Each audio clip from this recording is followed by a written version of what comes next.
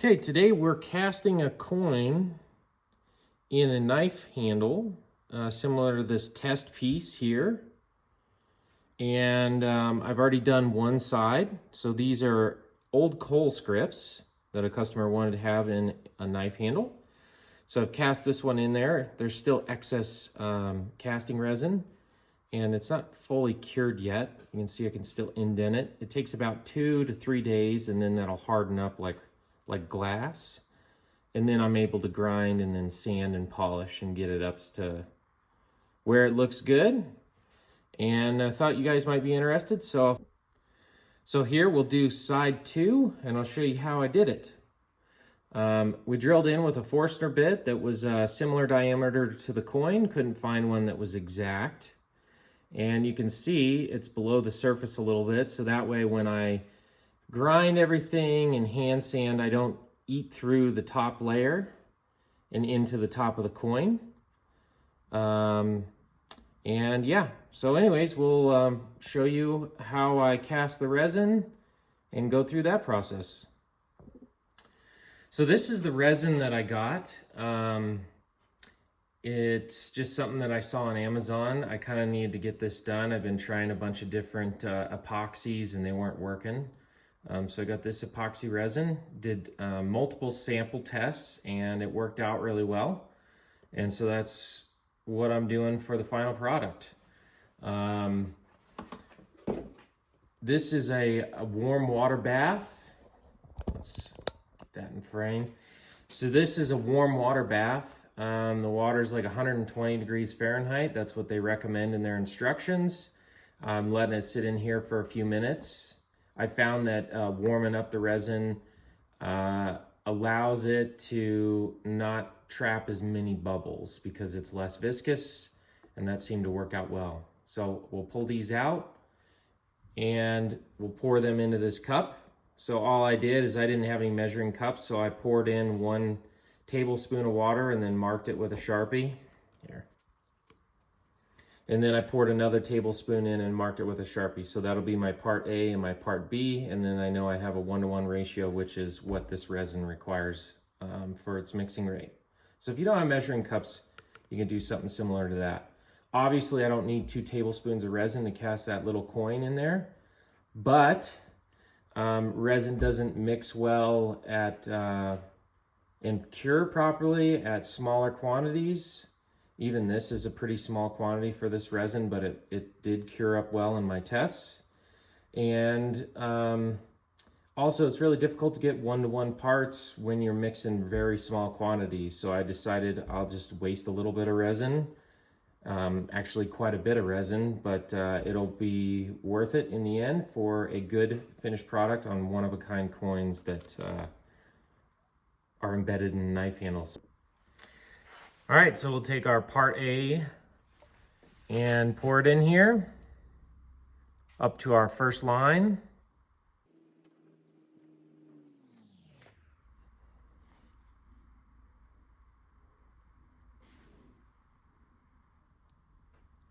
There we go. All right, now we'll take part B and pour it in up to our second line.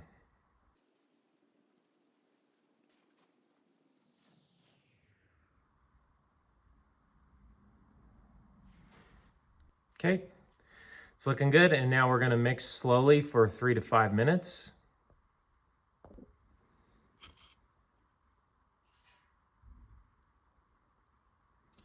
When I say mix slowly, I mean I'm mixing very slowly. I don't want to impart a lot of bubbles into this. There are going to be a few.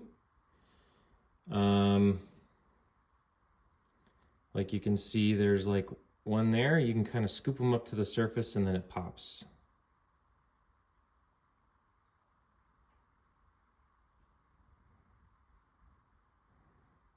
So like, see this big bubble right here? There, it popped.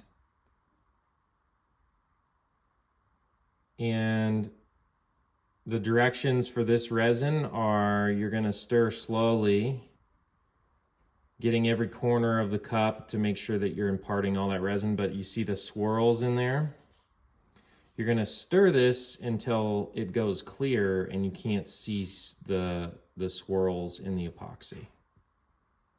So I'm going to stir this slowly for probably about 5 minutes, and then we'll let it stand for an additional 5 minutes to let any defoaming happen, let bubbles rise to the surface. And then we'll go ahead and get it into the knife handle and get the coin inset. Okay, so I stirred this for 5 minutes.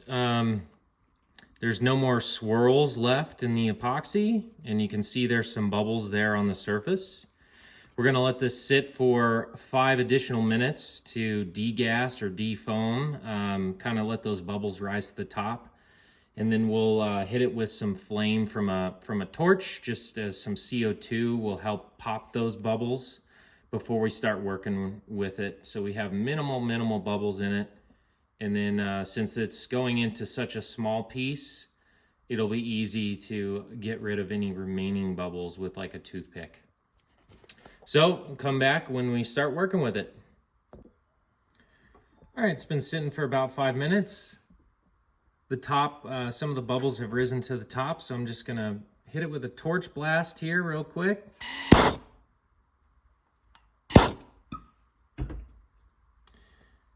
And it's popped some of those bubbles.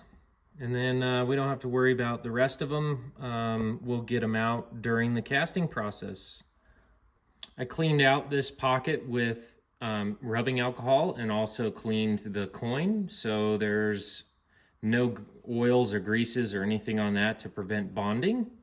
And we're gonna take a toothpick and grab a little bit of that epoxy and drop it into here and spread it out all in those edges, down in this spot where the pilot bit or pilot point of the bit went in a little bit deeper. And then we'll set the coin in, and then we'll cover the rest in epoxy.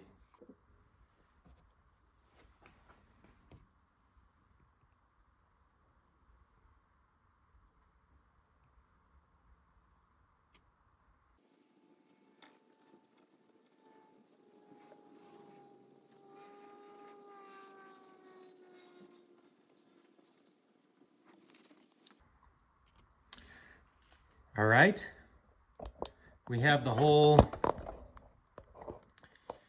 inside of that coated. Now we're going to inset the coin, and then we'll flood the top with epoxy.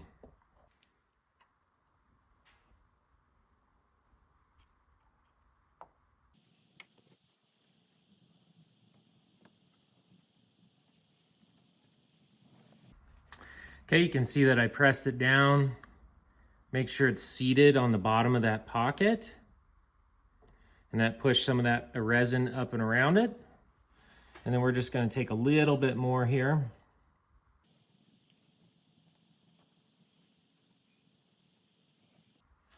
Flood the top.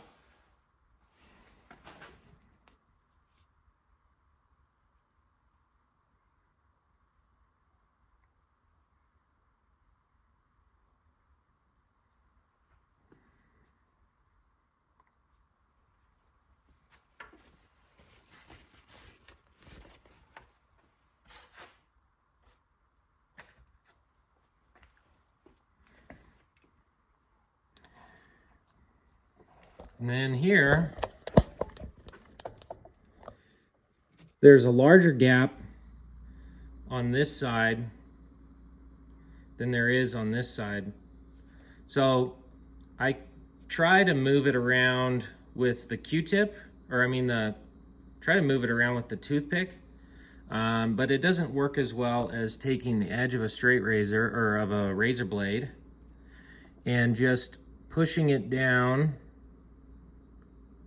on the edge of that coin, and you can kind of scooch it over where you need it to go. And then see how there's like a bubble right here? You can just take the tip of that, or I could use the Q-tip and just lift it up to the surface, and then it pops. So that way we can get rid of those bubbles.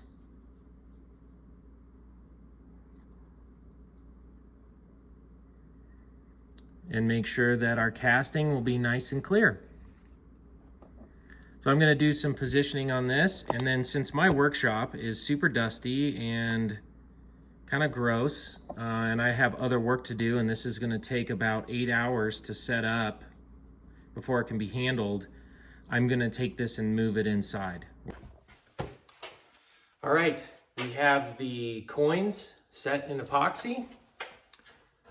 Whoop. So you can see there, it's bumped up, so we need to bring that back down flush with this surface, but it's all cured up. It's extremely hard now. I can't indent it with my fingernail or anything of the sort. I've already gone and knocked this one down and brought it up to a polish so you can see how it kind of finishes out there. But I'll show you quickly my progression on how I get it down to this. Okay, so the first belt that I'm going to use is a 180 grit belt. This is just aluminum oxide because it's not a rough material. We'll get it down to flat on that, then we'll go up to a 400, and then we'll move to hand sanding.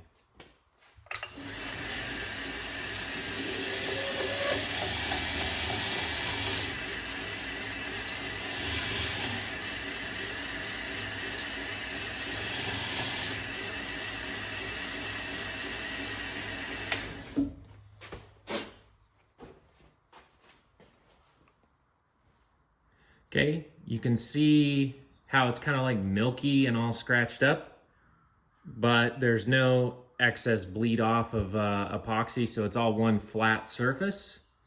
Now we'll go up to a 400 grit belt and clean it up a little bit from there, and then we'll go to 800, 2000, and then we'll polish it. Okay, 400 grit belt is on here.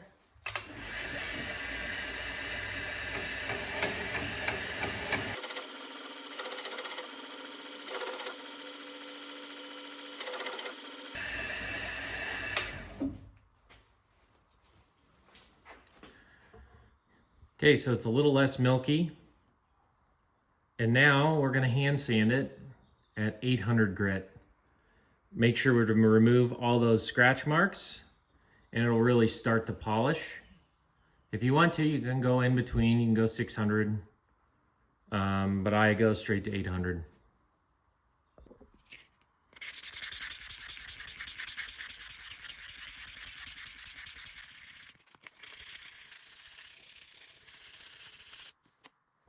So that 800, you can see I have some old scratch marks there. So I may go back to 400 and hand sand because this belt's pretty worn out that's on my belt. Get those deeper scratches out instead of trying to sit here for 5 minutes with 800 grit and then go back up to 800. But you can see it's starting to clear up the epoxy on the belt, but I also want all the wood around it to match. Here's after 400 grit. You can see I have some 400 grit scratches in there, but those deep scratches that were in the wood are now gone. So now we'll go back up to 800 grit.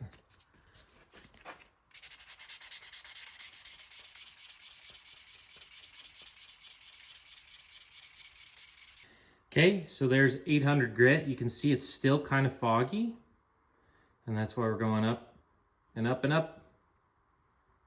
And there's a few scratches right here that I need to keep going on at 800 grit. So we're gonna hit those first and then we'll go up to 2000. Okay, here's 2000. And we'll do this real quick.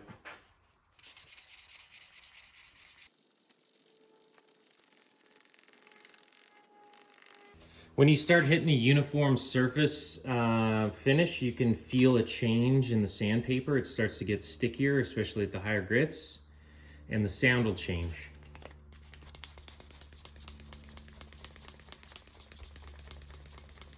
Because at this high of a grit, it's almost burnishing the wood. Okay, so there's 2000 grit. It's looking pretty clear. It looks pretty clear in the camera, but there's still a little bit of a haze on it. And so now we're gonna use some Flitz polishing compound. You could do this by hand, but I like using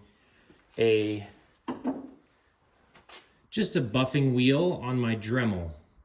You could use regular buffing wheels as well, but those are dangerous and I wouldn't recommend using them unless you know what you're doing. So This works really great because I can direct exactly where I want to.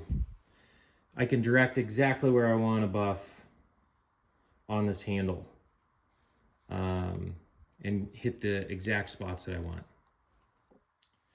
So this is the polishing compound. It's called Flitz. There's other ones called Moz.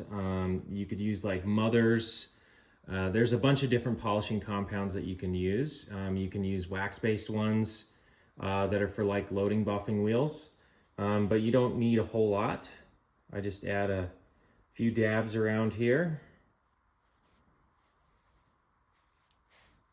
and kind of work it in with my finger.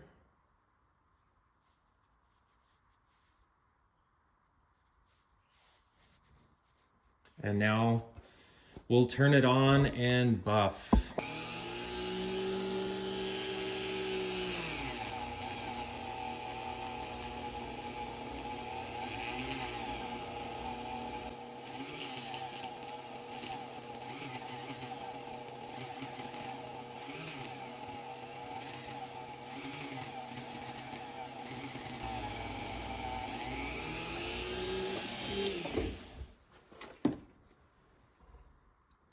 Okay, let's clean it up and see what it looks like.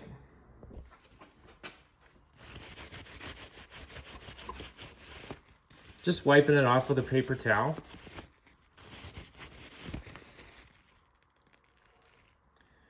All right, and there it is.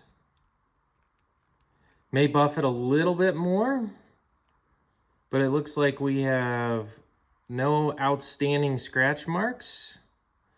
There are some marks from like little texturing in the wood, but nice and clear. No haziness on the epoxy. It looks great. And then we'll have to clean up all the edges and stuff where there's like some bleed over epoxy, like that spot especially, and buff those sections, and we'll be good to go. But that's it. That's my process. Lots of different ways to do this, but essentially you just work up in grits, and then you have to use some type of polishing compound that's real fine grit to get the last little bit of haziness out, similar to polishing like plexiglass or something like that. But yeah, there you go. Hope that helps. Let me know if you have any questions.